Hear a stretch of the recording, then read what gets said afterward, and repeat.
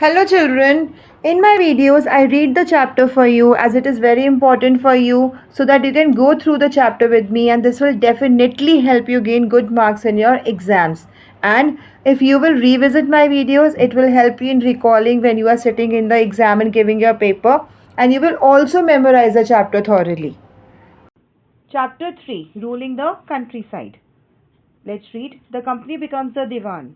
On 12th August 1765, the Mughal emperor appointed the East India Company as the Diwan of Bengal. The actual event most probably took place in Robert Clive's tent with a few Englishmen and Indians as witnesses.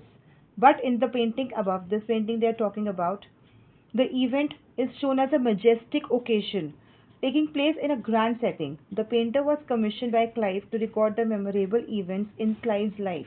The grant of Diwani clearly was one such event in British imagination. See here you can see this figure 1, Robert Clive accepting the Diwani of Bengal, Bihar and Orissa from the Mughal ruler in 1765. And exact if we say on 12th August 1765. As Diwan, the company became the chief financial administrator of the territory under its control. Now, it had to think of administering the land and organizing its revenue resources. This has to be done in a way that could yield enough revenue to meet the growing expenses of the company. A trading company had also to ensure that it could buy the products it needed and sell what it wanted. Over the years, the company also learned that it had to move with some caution. Being an alien power means from another territory, it needed to pacify those who in the past had ruled the countryside and enjoyed authority and prestige. Those who had held local power had to be controlled, but they could not be entirely eliminated. Now, how was this to be done? In this chapter, we will see how the company came to colonize the countryside, organize revenue resources, redefine the rights of people, and produce the crops it wanted. So first, revenue for the company. Now the company had become the Diwan, but it still saw itself primarily as a trader. It wanted a large revenue income but was unwilling to set up any regular system of assessment and collection. The effort was to increase the revenue as much as it could and buy fine cotton and silk cloth as cheaply as possible. Within 5 years, the value of goods bought by the company in Bengal doubled. Before 1765, the company had purchased goods in India by importing gold and silver from Britain. Now, the revenue collected in Bengal could finance the purchase of goods for export. So, earlier they had to invest their own money in the form of gold and silver, but now the revenue they had collected from Bengal was enough to buy goods for the export. Soon it was clear that Bengal economy was facing a deep crisis. Artisans were deserting villages. Deserting villages means leaving villages since they were being forced to sell their goods to the company at low prices. Peasants were unable to pay the dues that were being demanded from them because they were not getting enough profits. Artisanal production was in decline and agricultural cultivation showed signs of collapse. Then in 1770, a terrible famine killed 10 million people in Bengal. About one third of the population was wiped out. See, this is figure 2, a weekly market in Murshidabad in Bengal.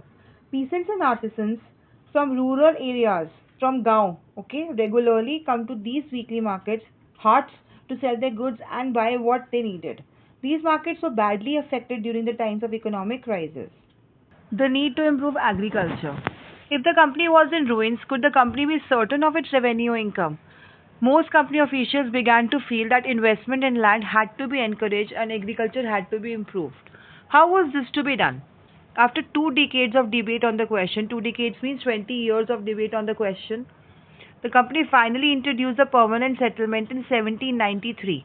By the terms of the settlement, the Rajas and Talukdars were recognized as Zamindars. They were asked to collect rent from the peasants and pay revenue to the company. The amount to be paid was fixed permanently. That is, it was not to be increased ever in future. It was felt that this would ensure a regular flow of revenue into the company's coffers and at the same time encourage the zamindars to invest in improving the land. Since the revenue demand of the state would not be increased, the zamindar would benefit from increased production from the land. Now, this was the benefit, but there were some problems along with these benefits. So, let's read the problem. The problem was the permanent settlement, however, created problems. Company officials soon discovered that the zamindars were in fact not investing in the improvement of land. The revenue that had been fixed was so high that the zamindars found it difficult to pay. And anyone who failed to pay this revenue lost his zamindari. Numerous zamindaris were sold off at auctions organized by the company. By the first decade of the 19th century, the situation changed. Now the situation got better. The prices in the market rose and cultivation slowly expanded. This meant an increase in the income of the zamindars but no gain for the company since could not increase the revenue demand that had been fixed permanently. Even then, the zamindars did not have an interest in improving the land. Some had lost their lands in the early years of the settlement. Others now saw the possibility of earning without the trouble and risk of investment. As long as the zamindars could give out the land to tenants and get rent, they were not interested in improving the land. Now, before proceeding to the next page, let's read this figure 3 on the left hand side. This is Charles Cornwallis. Cornwallis was the Governor General of Bengal when the permanent settlement was introduced. And also read this pink box, source 1. Coalbrook on Bengal ryots. In many villages of Bengal, some of the powerful roids or ryots did not cultivate, but instead gave out the lands to others, the undertenants. Now, what do you mean by undertenants? Means a person who has already taken a place on rent and then he has given that place to other tenant for the rent, taking from them at very high rents. So these tenants were taking very high rents from these undertenants. Okay. In 1806, H.T. Coalbrook described the conditions of these undertenants in Bengal. The undertenants, depressed by an excessive rent in kind and by usurious returns for the cattle, seed and subsistence, advanced to them can never extricate themselves from debt. In so abject a state, they cannot labor in spirit, while they earn a scanty subsistence without hope of bettering their situation. Now come to the next page. We were reading about the problems of permanent settlement, so we are continuing this. On the other hand, in the villages, the cultivator found the system extremely oppressive. The rent he paid to the zamindar was high, and his right on the land was insecure. To pay the rent, he had to often take a loan from the money lender, and when he to pay the rent, he was evicted from the land he had cultivated for generations. That means he would lose his zamindari. A new system is devised. By the early 19th century, many of the company officials were convinced that the system of revenue had to be changed again. Okay, so permanent settlement system had to be changed again. How could revenues be fixed permanently at a time when the company needed more money to meet its expenses of administration and trade? In the northwestern provinces of the Bengal Presidency, most of this area is now in Uttar Pradesh, an Englishman called Holt Mackenzie devised a new system which came into effect in 1822. He felt that the village was an important social institution in North Indian society and needed to be preserved. Under his directions, collectors went from village to village inspecting the land, measuring the fields, and recording the customs and rights of different groups. The estimated revenue of each plot within a village was added up to calculate the revenue that each village, Mahal, had to pay. Okay, so what is Mahal? Let's read this definition of Mahal here on the right hand side. In British revenue records, Mahal is a revenue estate which may be a village or a group of villages. Okay. So come back to the paragraph. Let's read this line again. The estimated revenue of each plot within a village was added up to calculate the revenue that each village, Mahal, had to pay. This demand was to be revised periodically, not permanently fixed. The charge of collecting the revenue and paying it to the company was given to the village headman rather than the zamindar. This system came to be known as Mahalwari settlement. Okay. Now comes the Munro system. This is figure 4. This is Thomas Munro, Governor of Madras, 1819 to 26. Now what is the Munro system according to him? In the British territories in the south, there was a similar move away from the idea of permanent settlement. The new system that was devised came to be known as the Rayatwar or Rayatwari in Hindi, right? It was tried on a small scale by Captain Alexander Reed in some of the areas that were taken over by the company after the wars with Tipu Sultan. Subsequently developed by Thomas Munro, the system was gradually extended all over South India. Reed and Munro felt that in the south there were no traditional zamindars. The settlement, they argued, had to be made directly with the cultivators, ryots, who had tilled the land for generations. The fields had to be carefully and separately surveyed before the revenue assessment was made. Munro thought that the British should act as a paternal father figures protecting the Rohits under their charge. Now, all was not well. Within a few years after the new systems were imposed, it was clear that all was not well with them. Driven by the desire to increase the income from land, revenue officials fixed too high a revenue demand. Peasants were unable to pay, riots fled the countryside, and villages became deserted in many regions. Optimistic officials had imagined that the new systems would transform the peasants into rich, enterprising farmers. But this does not happen. Crops for Europe. The British also realized that the countryside could not only yield revenue, it could also grow the crops that Europe required. By the late 18th century, the company was trying its best to expand the cultivation of opium and indigo.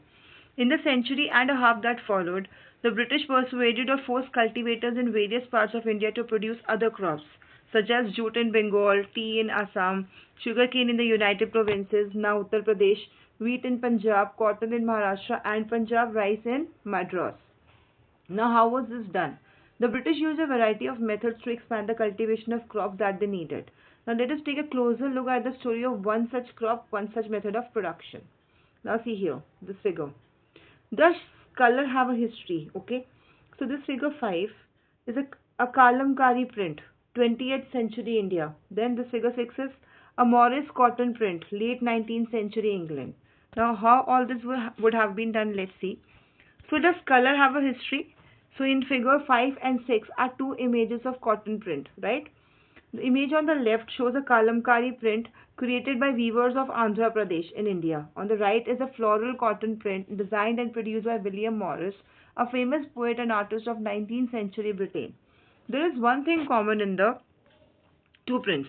Both use a rich blue color, commonly called indigo. Do you know how this color was produced? The blue that you see in these prints was produced from a plant called indigo. It is likely that the blue dye used in the Morris prints in 19th century Britain was manufactured from indigo plants cultivated in India. For India was the biggest supplier of indigo in the world at that time. Okay, so India was the biggest supplier of indigo, right? Why the demand for Indian indigo? The indigo plant primarily grows in the tropics. By the 13th century, Indian indigo was being used by cloth manufacturers in Italy, France, and Britain to dye cloth. Dye cloth means to color cloth. However, only small amounts of Indian indigo reached the European market and its price was very high. European cloth manufacturers therefore had to depend on another plant called woad to make violet and blue dyes. Now, being a plant of the temperate zones, woad was more easily available in Europe. It was grown in northern Italy, southern France, and in parts of Germany and Britain. Now, worried by the competition from indigo, woad producers in Europe pressurized the governments to ban the import of indigo. Cloth dyers, however, preferred indigo as a dye because indigo produced a rich blue color, whereas the dye from wood was pale and dull. By the 17th century, European cloth producers persuaded their governments to relax the ban on indigo import. The French began cultivating indigo in Saint Dominique in the Caribbean islands, the Portuguese in Brazil, the English in Jamaica, and the Spanish in Venezuela. Indigo plantations also came up in many parts of North America. Now, what is a plantation? Let's read here on the right hand side. A large farm operated by a planter employing various forms of forced labor. Plantations are associated with the production of coffee, sugarcane, tobacco, tea, and cotton, means on a large scale. Okay. By the end of the 18th century, the demand for Indian indigo grew further. Britain began to industrialize and its cotton production expanded dramatically, creating an enormous new demand for cloth dyers. When the demand for indigo increased, its existing supplies from the West Indies and America collapsed for a variety of reasons.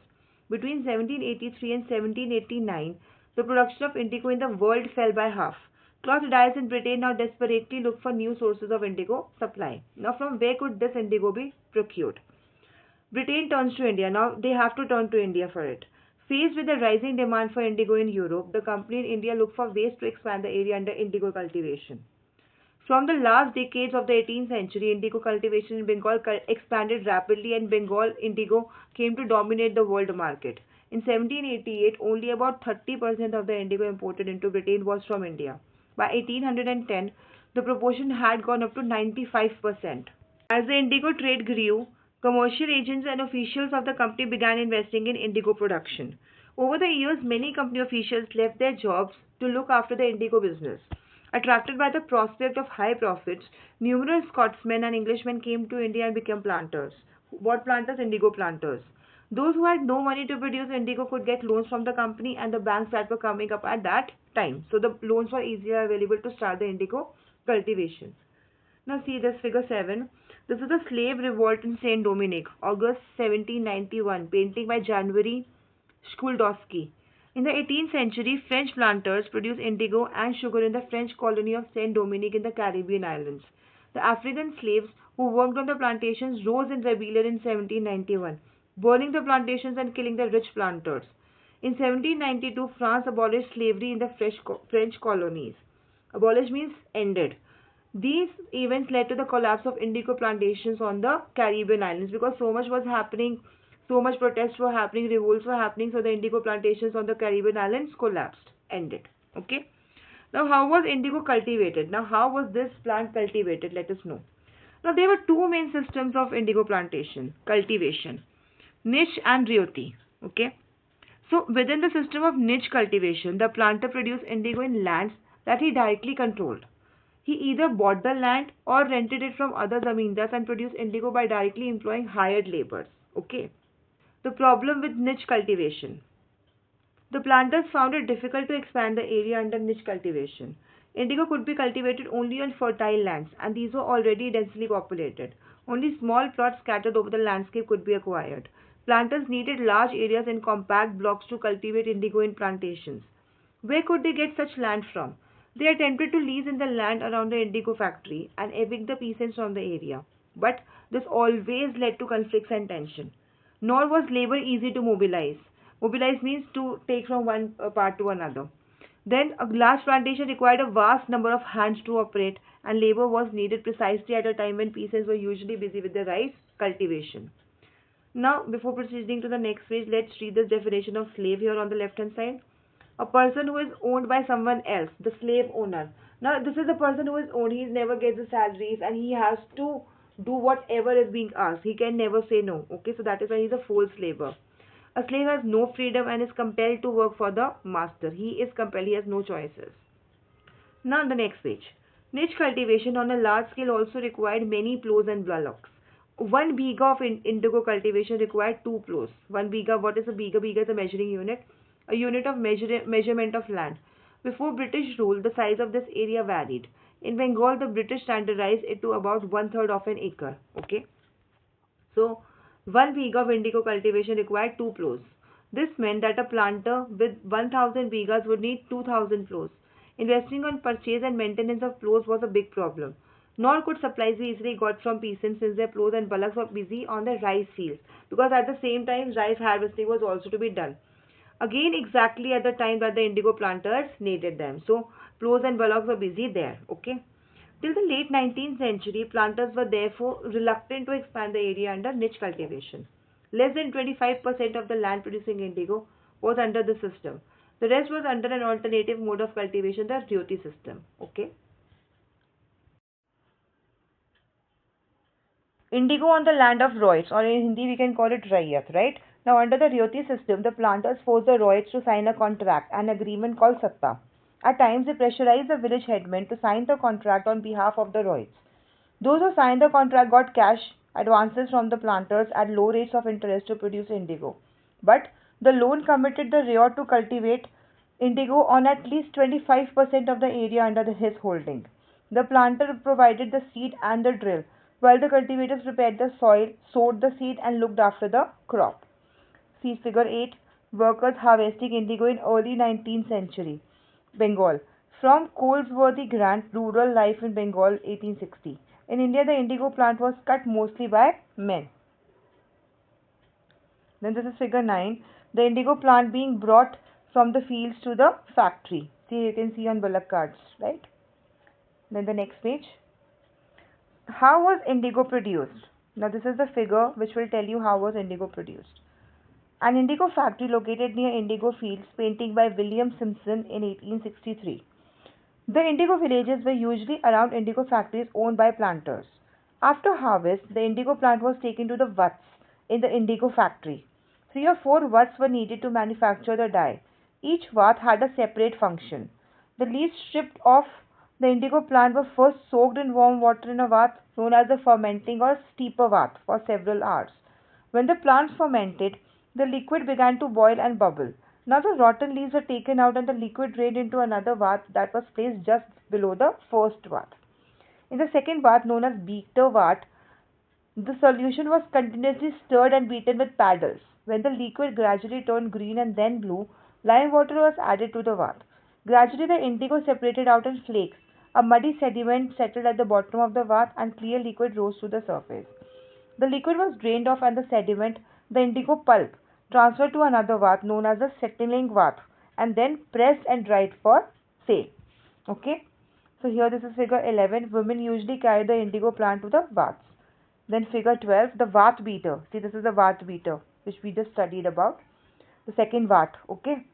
The indigo worker here is standing with a paddle that was used to stir the solution in the vat. Just like your mother stirs the ladle in the pan when she is cooking something, when she's cooking dal or when she is cooking rice, right? These workers had to remain in waist deep water for over 8 hours to beat the indigo solution. So now they have to stay inside the solution, but your mother is outside, right? And she is just moving the ladle with her hand. The same way they used to do in the vat beater, right? Now what is a vat? A vat is a fermenting or storage vessel. Okay. Now see this figure 13. The indigo is ready for sale. Here you can see the last stage of the production. Workers stamping and cutting the indigo pulp that has been pressed and molded. In the background you can see a worker carrying away the blocks for drying. Now when the crop was delivered to the planter after the harvest, a new loan was given to the Royat, and the cycle started all over again. Peasants who were initially tempted by the loan soon realized how harsh the system was. The price they got for the indigo they produced was very low and the cycle of loans never ended. To repay that loan they have to take another loan, then to repay that another loan they have to take a new loan. So the cycle of the loans never ended. They were so much under the debt. Okay. So there were other problems too. The planters usually insisted that indigo be cultivated on the best soils in which peasants preferred to cultivate rice. Indigo moreover had deep roots and it is exhausted the soil rapidly. After an indigo harvest the land could not be sown with rice. Okay. Now the Blue Rebellion and after. In March 1859, thousands of Rohits in Bengal refused to grow indigo. As the rebellion spread, Rohits refused to pay rents to the planters and attacked indigo factories armed with swords and spears, bows and arrows. Women turned up to fight with pots, pans, and kitchen implements. Those who worked for the planters were socially boycotted, and the Gamasthas, agents of planters, who came to collect rent, were beaten up. Rohit swore they would no longer take advances to sow indigo, nor be bullied by the planters. Lathials, the lathi-wielding strongmen maintained by the planters. Why the indigo peasants decided that they would no longer remain silent? What gave them the power to rebel? Clearly, the indigo system was intensely oppressive, but those who were oppressed do not always rise up in rebellion. They do so only at times. In 1859, the Indigo Roids felt that they had the support of the local zamindars and village headmen in the rebellion against the planters. In many villages, headmen who had been forced to sign indigo contracts mobilized the indigo peasants and fought pitched battles with the Lathials. In other places, even the zamindars went around villages urging the Roids to resist the planters. These zamindars were unhappy with the increasing power of the planters and angry at being forced by the planters to give them land on long leases. The indigo peasants also imagined that the British government would support them in their struggle against the planters. After the revolt of 1857, the British government was particularly worried about the possibility of another popular rebellion. When the news spread of a simmering revolt in the indigo districts, the lieutenant governor toured the region in the winter of 1859. The Royals saw the tour as a sign of government sympathy for their plight. When in Barasat, the magistrate Ashley Eden issued a notice stating that the Royals would not be compelled to accept indigo contracts. Word went around that Queen Victoria had declared that indigo need not be sown. Eden was trying to placate the peasants and control an explosive situation, but his action was read as support for the rebellion. As the rebellion spread, intellectuals from Calcutta rushed to the indigo districts. They wrote of the misery of the Royals, the tyranny of the planters, and the horrors of the indigo system. Worried by the rebellion, the government brought in the military to protect the planters from assault and set up the Indigo Commission to inquire into the system of indigo production.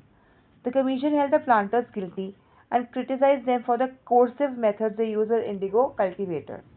It declared that indigo production was not profitable for Rhodes.